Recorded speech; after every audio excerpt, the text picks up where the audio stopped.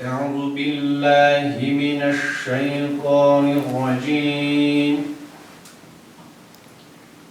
بسم الله الرحمن الرحيم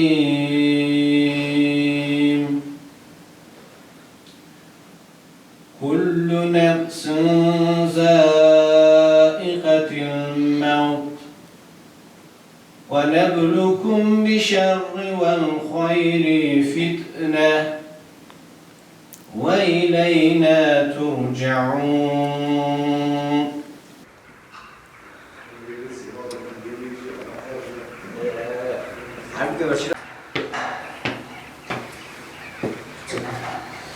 Abi selamünaleyküm. Aleykümselam. Hayırlı sabahlar olsun inşallah.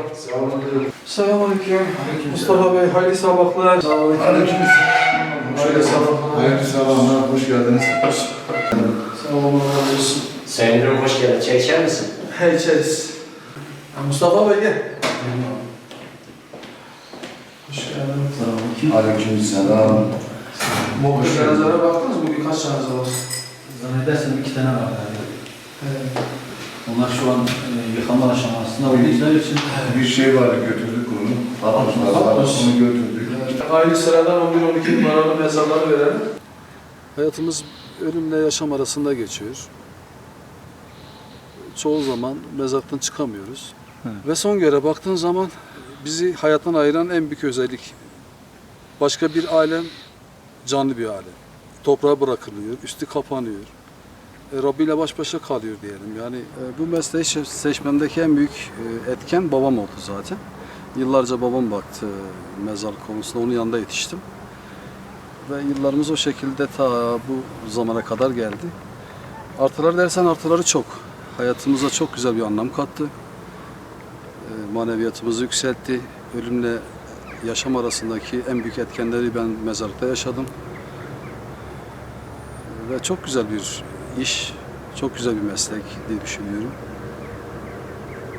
Günün çoğunu hep mezarlıkta geçiyor zaten. Şehre çıkmıyoruz. İnsanlara hizmet etmek hoşumuza gidiyor. İnsanların acısını hafifletmek, onlara dert ortağı olmak, güzel duygular bunlar. Gece gündüz mezarlıktayız. Sabah geldiğimizde cenaze olduğu zaman arkadaşlarımı gönderiyorum.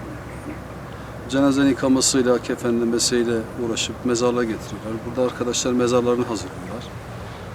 Biz de ona göre insanlara yön göstermeye çalışıyoruz. Bizim en büyük etkenimiz zaten sırtımızda insanların duasının olması. Dua bence çok önemli bir faktör kişi yaşamında. Hayatımız hep bu şekilde geçiyor. Bizim hayatımız mezarlık olduğu için hep acıyla geçiyor. Hep insanlar burada hani ağlamakta. Sevdiklerini kaybetmiş. Elimizden geldiği zaman onlara bir yardımcı olmaya çalışıyoruz. Acılarını hafifletiyoruz. O ölümün acı lezzetini herkes tadacak. O şerbeti herkes içecek. İşte görüyorsunuz zaten. Karşı bir alem, yaşam bir alem. Düğününe bir gün kala ölen insanlar oluyor bazen. İntihar eden insanlar oluyor. Genç yaşta vefat eden insanlar oluyor. Bize gelip burada vasiyet eden insanlar oluyor. Ölmeden önce gelenler oluyor. Bakıyorsun kanserler geliyor işte. Ben kanserim artık günlerim dolmuş. Bana güzel bir yer tahsis edin gibisinde. Öyle çok anılarımız çok yani. Biz ona göre hareket etmeye çalışıyoruz ve bakıyorsun yani o bize vasiyet eden insanların bir bakıyorsun birkaç gün sonra ölüm haberi geliyor.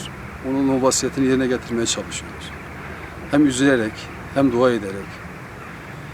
Allah hepimizin yardımcısı olsun yani. Zor bir meslek, zor bir hayat. Ama içinde güzellikleri de olan, tefekkürü bol olan bir meslek. Günümüz bu şekilde, hep mezarlık içerisinde geçiyor. Düşünüyoruz, bir gün biz de geleceğiz. Ben mesela çoğu zaman mezarlığa geldiğim zaman biraz acayip gelecek ama ölülere sohbet etmeye bile çalışıyorum yani. İşte biz de bir gün sizin de gelecek. Sizin gibi buraya geleceğiz. Bir psikolog görevi görüyoruz, ben ve ekibim olarak.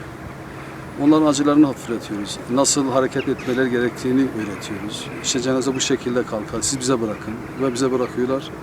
Belediye çalışmalarımızda cenazenin yıkanmasından tutun kefenlenmesine, defnine kadar her şeyi ücretsiz yapıyoruz. Yani cenaze sahipleri gecenin 3'ünde de olsa, 5'te olsa, herhangi bir saatinde de olsa hiçbir şey aramadan mezarı hazır, her şey hazır gelip defnedip gidiyor. İnsanlar bizi anlamıyor. Yani mezarcının diyelim günlük bir anatomik günlük saatini şeyini anlamıyor yani. Elimizden geldiği kadar insanlara hizmet etmek için yarışıyoruz birbirimizle. Acılarını hafifletiyoruz. Dua almaya çalışıyoruz. Çünkü dua gerçekten hem ibadetin özüdür, hem yaşamın özüdür. Yani bakıyorsun zengini de burada, fakiri de burada, zalimi de burada. Hiçbir şey yapamıyorlar.